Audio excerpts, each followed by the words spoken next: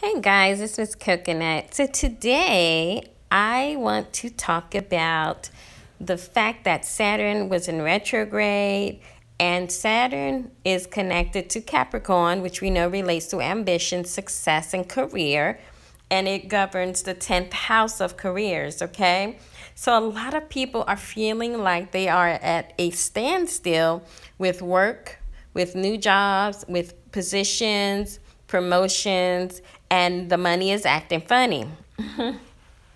A lot of you are finding out that your resources are dwindling down. You're not able to pay your bills. You were able to call people before, but they no longer have it to help you. And you, in general, are feeling like your back is against the wall. With Saturn in retrograde, it is making everything take longer.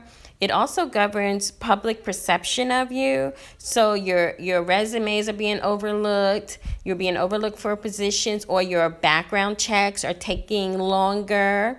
They're rechecking everything, reviewing everything.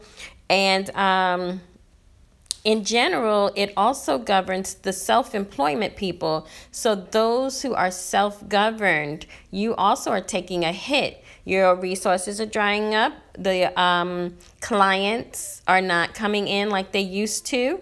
So you are feeling it big time. But because some of you, due to the placement in your chart, you're supposed to be business owners, there's something you're supposed to be doing during this season. So we're going to get into that in a moment. So I just wanted to share with you about the Saturn retrograde and the effects it's having, and everything feels like an uphill battle, right? And this just like Capricorn. Capricorns are made to go uphill. But with Saturn in retrograde, gravity is definitely taking its effect and pulling you back down.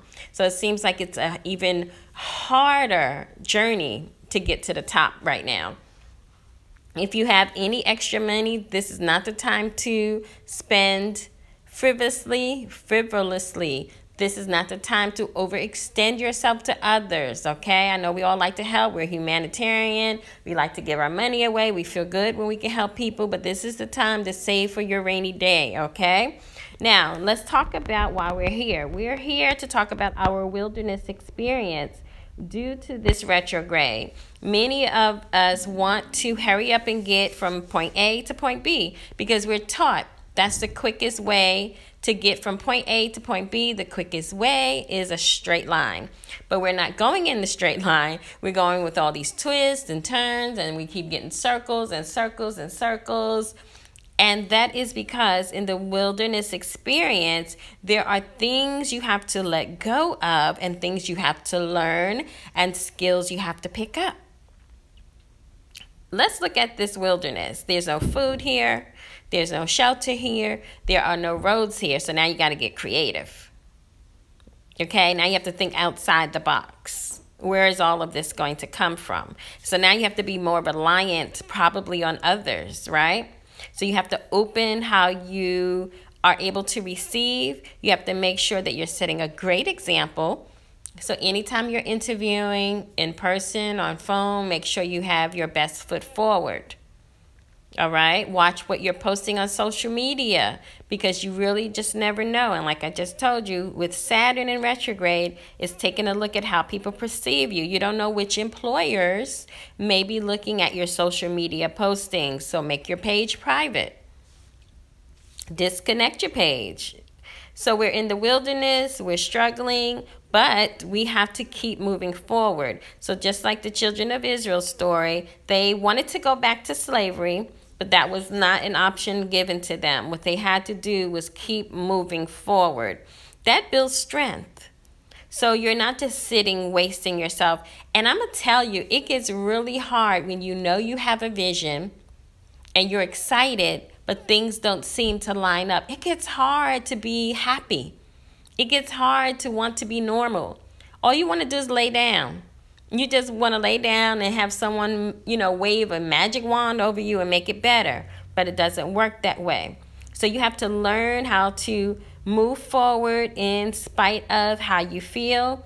And you should be doing things that will help you grow during this period. Because Capricorn is about ambition. This is the time where you learn how to hone your skills. Read a book. Get deeper into your field of study. Maybe do some volunteer work that will pick up your spirits and help you practice. If you want to be a fitness instructor, you can't just go to the gym one day and say, hey, let me teach a class. They will look at you like you're crazy. They will ask you, are you CPR certified? And do you have any licensing with any of the big industry companies? And they want to see those certificates. And then they will ask you, we want to see you teach a class. We want to see how you present your material and how you relate your personality with others. And so you're like now blindsided because you're not prepared. The wilderness teaches you how to be prepared for the end that's coming. So you have to trust the vision, but you also have to be prepared for the vision. What's your business? What's your business plan? Do you know what that is? So if you're self-employed and you want to start your own business, this is the time now to learn all that you can. It can seem daunting. In fact, my daughter just posted she will help people start their business. She's teaching a course because she learned how to do it on her own. So it can be done, but I know it gets overwhelming for people. So hey, I'll plug her and leave her information below. So now you have your vision, trust your vision, okay? And then you have to work for it. This is a microwave society. We all know. We love everything instant, right? But instant doesn't always taste as well, does it? It really doesn't. So allow things to be savored and developed, okay? We want to go from being called to being fulfilled. And there's a process in the middle. You can't skip it. So what else should you be doing while you're trying to survive? Be open. Look for synchronicities. That's like my favorite word. When I first learned that word and what it meant, I got so excited I would use it all the time. That's basically a series of small signs that come together in an effort to get you to open up your eyes to the possibilities around you. So it could be numbers like 1111 or 911, 555, wherever it is you're seeing. It could be a stranger that walks up to you and hands you a pamphlet that is speaking to your entire life. It could be a book that you just happen to pick up and it has a name of an author that you needed. It could be someone calling you out the blue to say, hey, you were on my mind. I need to send you some money. And let me just say, if anyone out there has me on their mind and they need to send me money, please do so. Be obedient. So be open, okay? And you have to stop complaining. I know you feel wrong because you're wondering, why me? Why am I the one suffering? Why am I struggling? I'm a good person. I always do the right thing. I always help others. Why isn't anyone helping me? I'm really good at this. Why don't they notice me? Why me? Why me? So you're complaining. And you're just holding yourself down. So you have to let the complaints go and learn how to be thankful. And now you have to see a way out, okay? So one thing that I have found, and I was talking to my daughter-in-law about this, it doesn't take away from anything that's happening, but it will definitely make you feel better while this process is going on. And that is learning how to be grateful. Yes, gratefulness. Gratefulness, being appreciative. Because no matter how bad you have it, someone has it worse. And if you don't believe me, talk to someone and say, let's exchange stories. And you will be knocked over at how the person that you perceive to have it going on will tell you they're worse off than you. And when you start to exchange stories that way, you start getting real happy. Like, I'm complaining about a job. I have a job. This sister over here says she can't get a job in 2 years. Or you'll say, you know, my marriage isn't all that it could be. I wish, you know, my husband would do blah, blah, blah, blah, blah. Then you'll speak to the next sister and she'll say, well, my husband, you know, he doesn't come home and pay the bills. Or you'll speak to, you know, a brother and he'll tell you, you know, I do the best I can. I pay the bills, and none of my family appreciates me. And then you'll be like, let me go home and thank my husband for being so awesome. So you get my point. Someone really is always struggling more than you are. So you have to be appreciative for what you have. Many of us are struggling in different areas of our lives. It's collective. And so that means we have to find more joy, okay, to balance out the oppressiveness of what's going on as we are in our wilderness period. Find more joy. Art, paint, read some poetry, take a jog in nature. Find some positive people that inspire you. Get a mentor. Go volunteer. When I'm at my lowest points, I volunteer. Because that will get me out of my funk like nothing else will. And then being appreciative for what little thing I have. Every single little thing that I have. While I'm waiting for my wilderness period to end. And guess what? When this period ends, there's another period. And you'll be tested in another area. And it never stops.